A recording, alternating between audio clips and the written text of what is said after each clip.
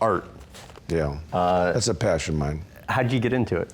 Well, I've always enjoyed art. I enjoyed going to art museums. I always thought art to me was sort of a connection with entrepreneurs. Artists have a way of expressing their view through some form on the wall or however, sculpture, whatever it might be.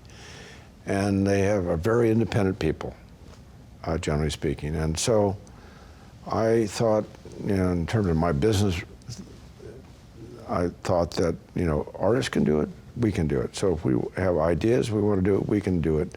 And so it's all part of the freedom thing. You don't see great art being created in communist countries. It's all about the human expression of the brain, the creativity, the innovation, all the things that the human brain is capable of doing. And it's one of the great things about us humans is that we have this sense that we can use our brains. And that's what I love about capitalism as such, as we know it comes from the word caputa, head in Latin. It's about creativity. It's about all the things, whether it's video doing or whether it's art form. I started collecting art as a young kid.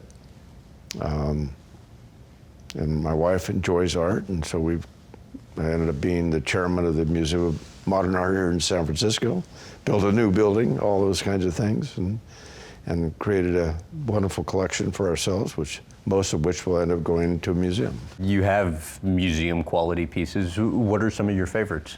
Oh, goodness. Some of the artists, you mean? I think certainly Warhol's one of them, Gerhard Richter. I mean, some of the really fancy names now. We've been very lucky to pick some of those up along the way.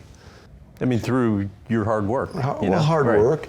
And some is through collecting, too. Sometimes you might have a 3 or a 4 of that particular artist, and you want to get an 8, 9, or 10. You trade up and maybe pay a little extra money.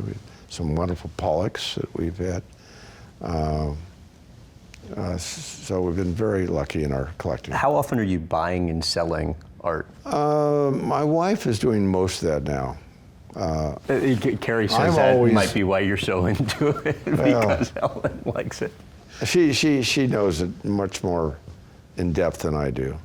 I always come into the transaction and I look at the thing and make sure certain things are according to my sensitivities. Like what will you look for? Oh, the quality of the thing, and is it museum quality? What are we going to do with it? As a young artist that's coming up, that's wonderful too. We have a lot of young artists that are coming up. Some make it, some don't make it. But you only want to buy art that's pleasing to you. Frankly, that's the number one thing about buying art. Living with art in your house is fantastic. Do you view it as investment? I never did that much early on. I thought it was just a way to enhance our living experience. As it turned out, over the years, we had a pretty good eye, and we bought some great art and had some good advice along the way, and we bought art that turned into incredibly financial successes as such. Not to our advantage, because we'll probably give it all to the museum. I mean, was there one over the years that you've gotten that's turned out the best? Fortunately, we have a few, but one in particular, I'll never forget, back when Japan had their massive economic thing in the 1990s, and then their economy collapsed. At the time, in the 90s, the Japanese were going to buy and own everything in the world, every manufacturing company, every resort, every piece of art, you name it, their economy went into the tank. And so in late 90s, we went over to one of the Japanese banks who had lent money on art. They had taken the art back and they had it all down in their vault. And I remember we bought this Bacon, Francis Bacon, and it was a wonderful piece. Well, I think it went up in value 20 times in those numbers of years. It was really incredible. Lucky? Yeah.